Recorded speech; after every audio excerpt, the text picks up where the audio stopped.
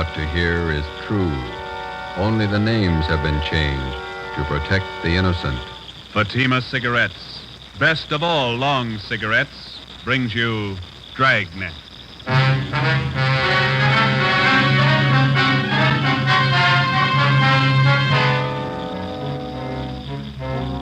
You're a detective sergeant.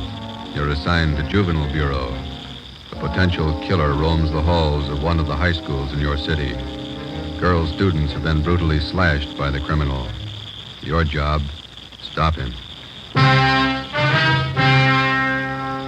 If you want a long cigarette, smoke the best of all long cigarettes. Smoke extra mild Fatima.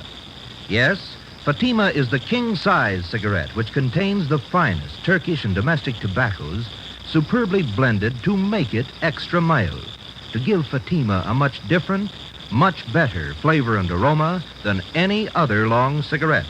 That's why Fatima has more than doubled its smokers coast to coast. Enjoy extra mild Fatima yourself. Best of all long cigarettes. It's wise to smoke extra mild Fatima. It's wise to smoke extra mild Fatima.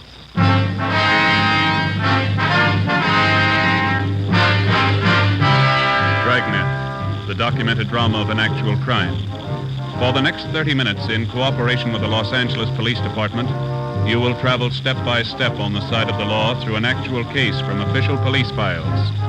From beginning to end, from crime to punishment, Dragnet is the story of your police force in action. It was Thursday, November 4th. It was windy in Los Angeles. We were working the day watch out of Georgia Street Juvenile Bureau. My partner's Ben Romero. The boss is Captain Bowling, Commander Juvenile Division. My name's Friday.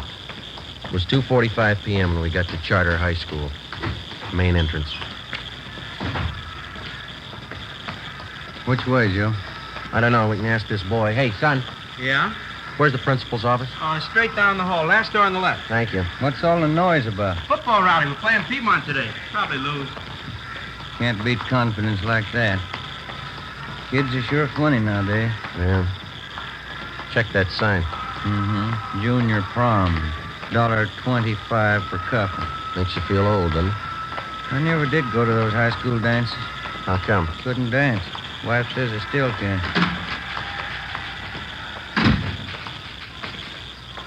Yes, sir? Like to see Mr. Chase? Could I have your names, please? Romero and Friday. Oh, yes, he's expecting you. You can go right in. That door there. Thank you, miss.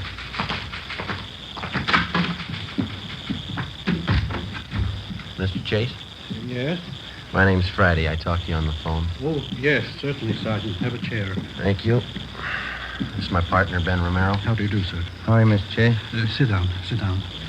Certainly glad to see you, gentlemen. I'm at the end of my rope. Would you mind briefing us, Mr. Chase? How did all this trouble start? I don't know how it started. I don't know why. But here's the result, Sergeant. This dress, bloodstains on it. Mm-hmm. What's the story? A woman stormed in here and said her daughter came home from school yesterday wearing this dress. She told her mother she'd been knifed here at the school. Mm-hmm. How many cases like this have you had? 21 in the past 3 weeks. Why didn't you notify us? Believe me, Sergeant, I didn't know which way to turn. When I first learned about these knifings, I wanted to call in the police, but some of the girls who'd been cut, the parents didn't want it reported. The publicity, the notoriety, they didn't want it. Hope you realize, Mr. Chase, that it's a pretty serious business. Believe me, I did realize. What could I do? The knifings had to be stopped. The parents didn't want them reported. I've tried everything humanly possible to find out who's responsible. What have you tried, Mr. Chase? Well, I called on some of the older students from the Boys' Council. I placed them all over the grounds of the buildings and told them to keep an eye out. No results, huh? The knifings have gone right on. This past week, they've even gotten worse. Oh, that reminds me. Just a moment, please.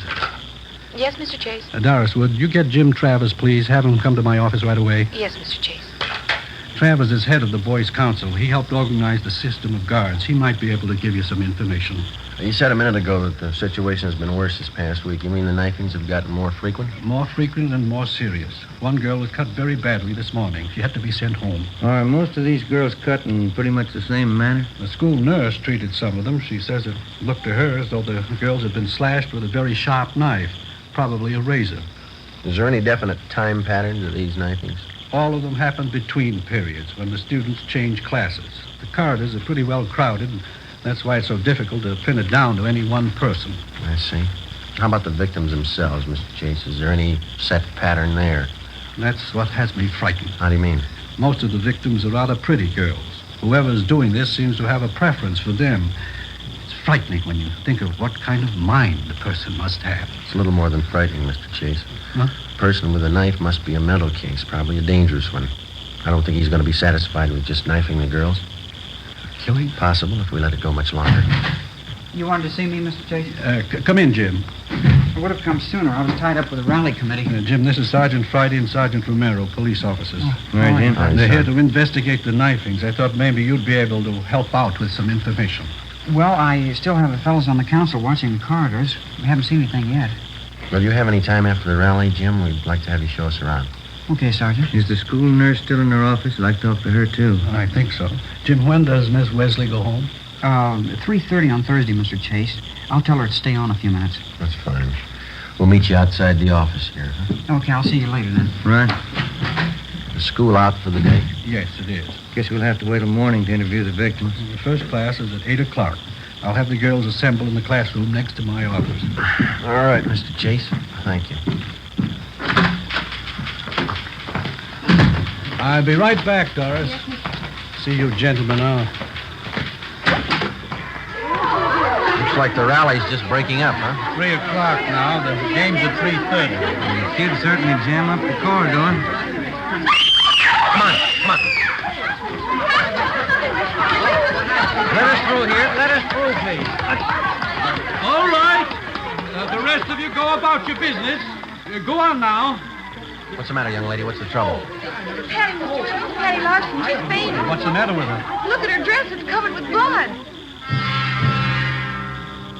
An ambulance was called, and the injured girl was taken to Georgia Street Receiving Hospital, where she was treated for a cut on her right forearm and a deep slash across her hips. She was not in serious condition. It was the doctor's opinion that the wounds had been inflicted either by a very sharp knife or more probably a razor. A detail of plainclothesmen were dispatched to Charter High School to keep the grounds and quarters under strict surveillance until further notice. At 7:30 the next morning, policewoman Lorraine Jensen, Ben and I met at the high school with Principal Chase and Jim Travers, the head of the boys' council.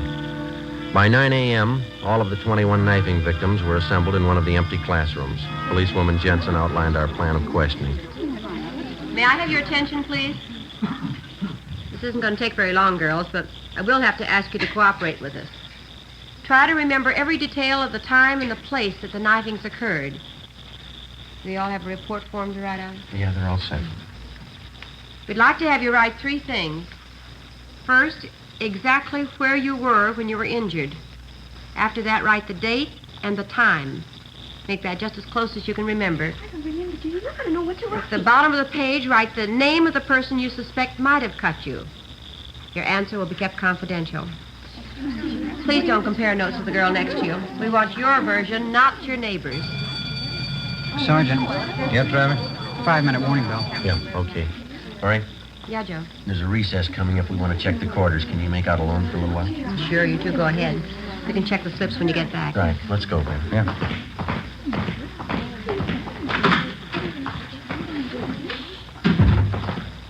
Top of the stairs is best, Sergeant. Okay. If you stand back a little from the railing, no one down below can tell if they're being watched either. Okay. I'm pretty much interested in police work. You know, the lie detector and stuff. Mm-hmm. Will you keep on going here? One more flight. All right. I wrote a paper once on the lie detector for our physiology class. The teacher liked it. That's so. Yeah. I've been reading how they take fingerprints, cloth imprints, and all that. Pretty interesting. Here we are. We can keep an eye on the whole corridor from here. Okay. What detail do you officers work out of? Georgia Street Juvenile. You know Lee Jones or Ray Pinker? Oh, yeah. I've read a lot about the crime lab. Why don't you come downtown some afternoon? We'll show you around. That'd be swell. Okay. Must be interesting, meeting all kinds of people, watching how they behave, you know.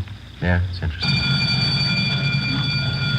During the recess, while the students moved from classroom to classroom, we kept the main quarter under close surveillance. The other men from Juvenile Bureau covered the rest of the quarters. We kept an eye on the main quarter during the third recess between periods at 11 a.m. Again, no results. At 11:30, Travers went to check with the members of the boys' council to set up the noontime watch. Ben and I went back to the classroom on the main floor to check with policewoman Jensen. We helped her tally the results of the questioning of the girl victims that morning. Let's see, 17, 18, 19. Well, that takes care of the lot. Let's see. There it is. Now what's it mean? Well, 12 say they were knifed on the main corridor, 3 knifed outside the building, 4 on the stairway, 2 in a classroom. The times they list. Doesn't look like there's any pattern there. How about the suspects that they wrote down? That's even got me beat. We've got more of them than we have victims. Here. There's 4 pages of names. Some of the girls wrote down as many as 5 suspects. That's going to help a lot. How many altogether? Let's see. 34. Oh, hi, Mr. Chase. Did you find out anything? Well, it didn't turn out too well. Nothing definite. Terrible morning. Parents calling up, newspapers. I don't know. Certainly out of my hands. Are there any assemblies scheduled for this afternoon? Yes, after the 5th period. Why? Well, I think maybe you better cancel it. Seems like every time the kids are crowded together, we just ask for trouble. All right, I'll have it canceled. Fine. Something else, Mr. Chase. Yes? The girls that we had in this room this morning, the victims, we'd like to have every one of them brought back here after the next class, can we? All right, Sergeant. I'll have excuse slips sent to each one of them. Thank you, sir. Gives you the chills. Those kids getting cut up in broad daylight.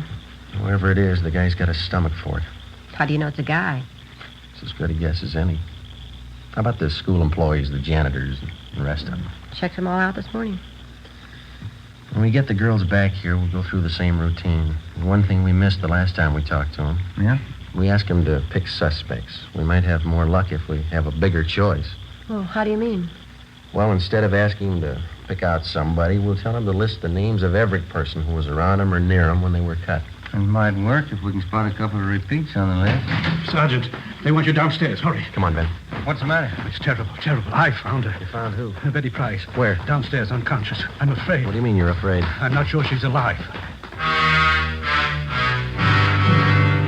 We located the unconscious girl in a corner of the basement near the rear entrance to the girls' locker room.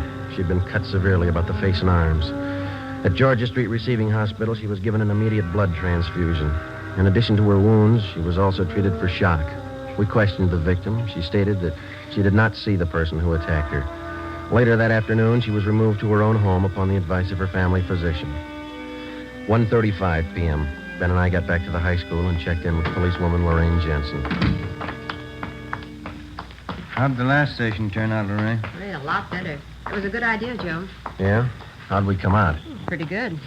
Yeah, the list they made out. 21 of them. Uh-huh. Each girl listed an average of 8 persons around her at the time she was knifed. Yeah? There's one name that occurs on 19 of these 21 lists. Here, Joe. Jim Travers.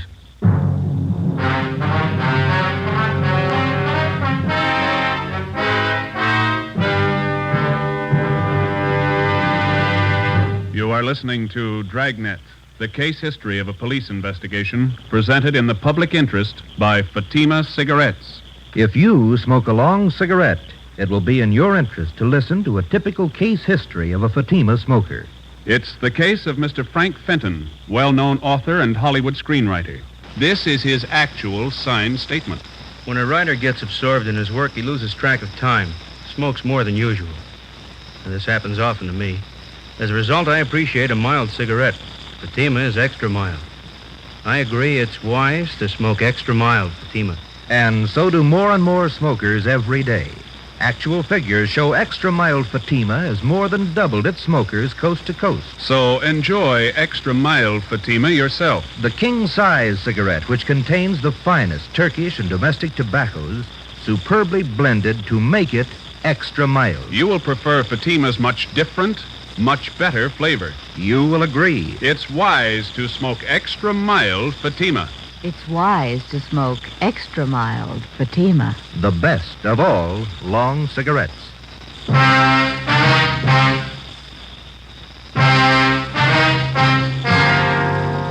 Friday, November 5th, 1:45 p.m. Ben and I started checking on Jim Travers. In the registrar's files, he was listed as James Kirkland Travers, 17 years old. He was a well-known, popular student. He was a fine athlete. He was from a well-to-do family. His father was the head of an engineering firm. His mother was from one of the oldest families in the city. During his 3.5 years at Charter High, Jim Travers had maintained close to an A average in his studies. He'd been president of his class since freshman year, and he'd held numerous other class offices. We interviewed his teachers. They had nothing but praise for Travers. They tabbed him as a brilliant young man with an excellent future. We asked about Travers' friends, who he palled around with. We picked up a small lead. We were told that he had very few, if any, close personal friends among the students, but he did have one girl at the high school he was especially fond of. Her name was Barbara Ferris, a tall, dark-haired girl, exceptionally pretty. Her scholastic record was almost as high as Travers. 2 p.m. Policewoman Lorraine Jensen and I interviewed the girl in a small room off the principal's office. We're not singling you out, Barbara. We're interviewing most of the girls in the upper classes. You mean about what's been happening around school? Yes, that's right. Well, I don't know much about it. I was talking to Jim Travers last night. He's a friend of mine. He told me why you were here. How long have you known Jim Travers, Barbara? Oh, since freshman year, I guess. You go steady with him? Well, we don't like to call it that, but I guess so. We go to the dances together. Sometimes we go to the show on weekends. Do you go out with him very often? No, not very often. Jim's usually pretty busy. He studies a lot. Does he go out with other girls, do you know? Well, no, I don't. Once he went out with Betty Fisher. He said he didn't like her much. Betty's kind of a party girl. Jim likes to talk about things. You know, physiology, books, stuff like that. Do you get along with him pretty well? We get along fine. Sometimes he's moody, but I guess I am too. Could you tell us a little more about Jim? What's he like?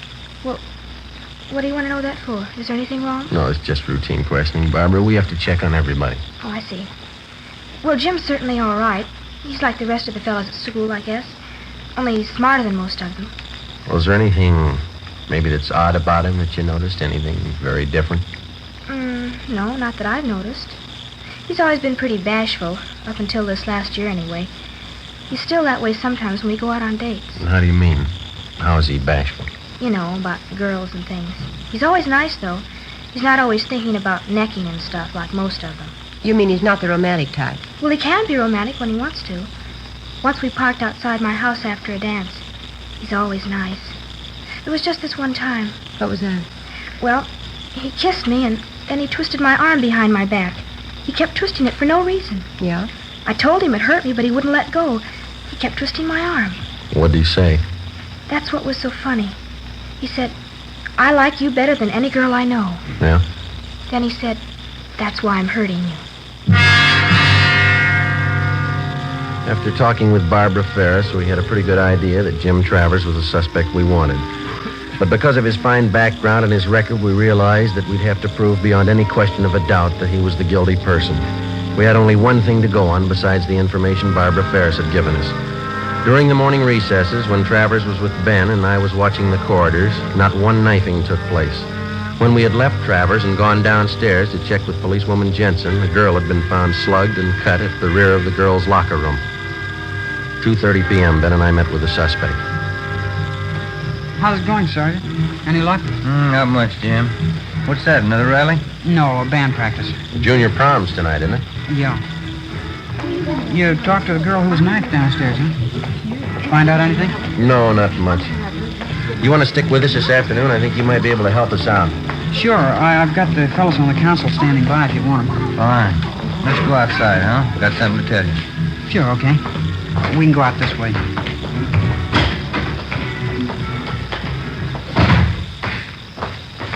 I certainly appreciate your letting me tag along. Hope I can help you. I think you can, Jim. So when we talked to those girls this morning, we drew up a new list of possible suspects. Yeah? Funny thing, one of the names on the list was yours.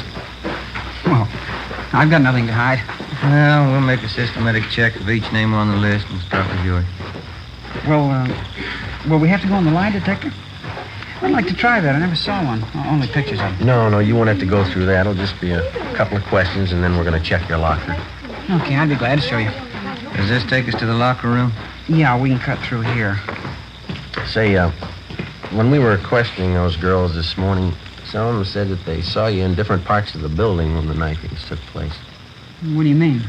Well, your location didn't exactly jibe with your classroom schedule. In other words, your class was on the 3rd floor, but you were seen down in the main corridor. Now, how do you account for that? Well, you see, I usually take walks between periods. Sitting in classrooms makes me nervous sometimes, you know. Mm-hmm. Here, I'll get the door. All right. Any other questions I can answer, Sergeant? No, that's all. How'd you happen to get interested in police work, Jim? You said your father was an engineer, didn't you? Yeah, that's right. I don't know how I got into it. I just took to it, I guess. I always liked to watch people's reactions and their behavior. Fascinating. The locker room's down this way. Okay. What are you planning on doing when you graduate? College? Yeah, I guess so. Dad wants to send me to MIT. It's a good school. Yeah. Say, if you ever have the time, I'd sure like to see some of the ballistics equipment down at the police crime lab. I've read up on ballistics quite a bit, too. Oh, is that so? Yeah. The polygraph and lie detector. That's my favorite, though. Wonderful machine. Mm-hmm. Imagine charting positive and negative reactions like that. It's marvelous. Yeah, it is. Say, have either one of you ever read Dawson's treatise? I think it's called The Psychology of the Criminal Mind. You ever read it? I think we had that in training, didn't we, Ben? Something like that, yeah.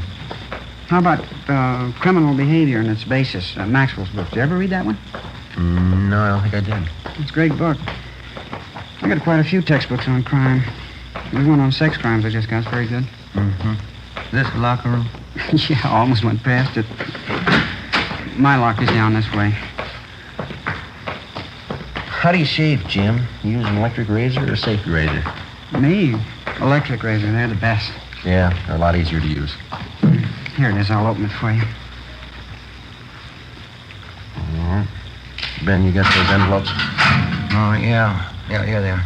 Okay, would you step aside there, Jim? Yeah, sure. All right, we'll get some dust scrapings from the shelf here. All right, there you are, Ben. You want to mark it? Yeah. Jim Travers, dust scrapings from locker. All right. Let's see here. Here's some more scrapings from the bottom of the locker this time, huh? Okay, I'll seal these envelopes. Oh, here's a nail file. Okay, Jim. Now, will you hold out your right hand? Oh, yeah, okay. Hold an envelope under his hand, will you, Ben? Catch the nail scrapings. Yep, here we are. Say, what's all this for, Sergeant? Oh, it's just routine with everybody, Jim. Just gonna take some sample specimens to run through the spectrograph. The spectrograph? Mm-hmm. Now, let me scrape that middle fingernail a little. Oh, okay. That's it. Now the index finger. What about the spectrograph? We use it all the time. Well, it won't work in a case like this, will it? All right, that's all for the right hand, Ben. Don't forget to mark the envelope. Yep. Jim Travers, scrapings from fingernails of right hand. There we go. All right, now the left hand, Jim. Yeah. No, we don't know if this is going to work or not. It's worth a try. We'll know this afternoon. This afternoon? Yeah. We'll have to run you through on the machine. Hold the envelope a little closer, Ben. Oh, yeah. Well, how's it going to help you? It might tell us what you had for breakfast a week ago. It might tell us what kind of clothes you wore 3 days ago. The kind of objects you came in contact with. Oh. Well, what kind of principles does it operate on? Oh, I don't know. We can ask Lee Jones. Here, let me get the scrapings from your thumb. All right, there it is. Now seal it and mark it, Ben. Huh? You want to call the office and tell them we're on our way in? Yeah, I'll be in that room right next to the principal's office. Okay. You can close your locker, Jim. That's all. Yeah, all right. We'll check the things in your pockets when we get to the crime lab. Let's go. That spectrograph must be a marvelous machine. Well, it's worked for us a lot of times. We've got evidence on a suspect that either convicts him or clears him. You'll probably get a kick out of it. I'd like to see it. You say it tells you everything a person's come in contact with, huh? Yeah, that's right. Could it tell you how I shave? Well, how do you mean? I mean, with an electric razor or a safety razor. Oh, yeah, sure. That's one of the primary things. I don't know exactly how it works, but it does the job. We'll get Lee Jones to explain it to us. Out this door. We can cut across the courtyard. Oh, these are sure nice grounds. Will they keep me long downtown, Sergeant? What do you think, Jim? You know, the strange part about these knifings out here... What's that? Whoever's responsible probably doesn't even realize what he's doing. Yeah. Mentally, he's sick. He's very sick. Best thing for him would be a doctor. Mm-hmm. Just like any other sickness, it's not going to get better by itself. Yeah. The only trouble is he's just getting his appetite up with these knifings. Now, if he goes much longer... How about that spectrograph, Sergeant? Say, for instance, well, if I happen to hold a knife in my hand or maybe a razor. Oh, yeah. That'd show on the machine. We go in here? Yeah. It's a terrible thing. Whoever it is. Terrible thing. Yes, it is. In here, Jim.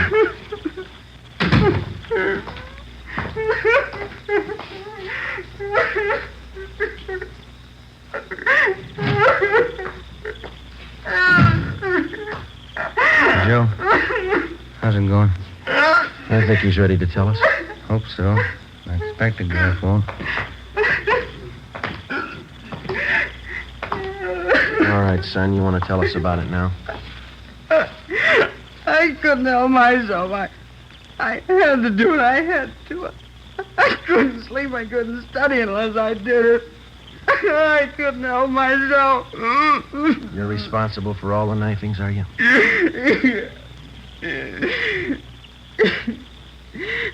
You knew, didn't you? Who told you? You told us, Jim. I'm glad you caught me. It was getting worse. Might have been too late. I'm glad you caught me. Why? Barbara. After the prom tonight, Yeah. I was going to kill her.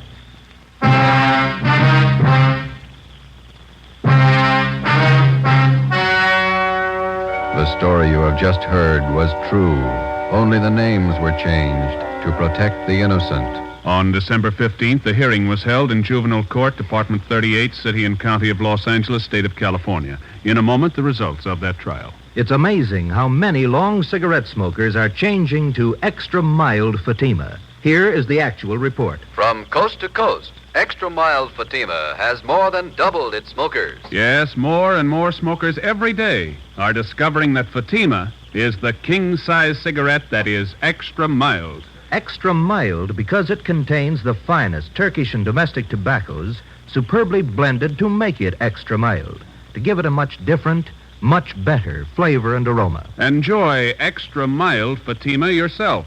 Best of all long cigarettes. It's wise to smoke extra mild Fatima. It's wise to smoke extra mild Fatima.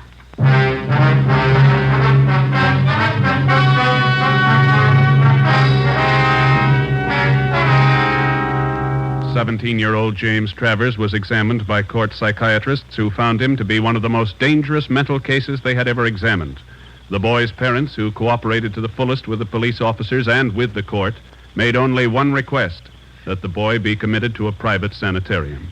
James Travers is now under confinement at that sanitarium for an indefinite period of time. You have just heard Dragnet, a series of authentic cases from official files. Technical advice for Dragnet comes from the Office of Chief of Police W.A. Wharton, Los Angeles Police Department. Fatima Cigarettes, the best of all long cigarettes, has brought you Dragnet from Los Angeles. Screen Directors Playhouse presents a Damon Runyon story tomorrow on NBC.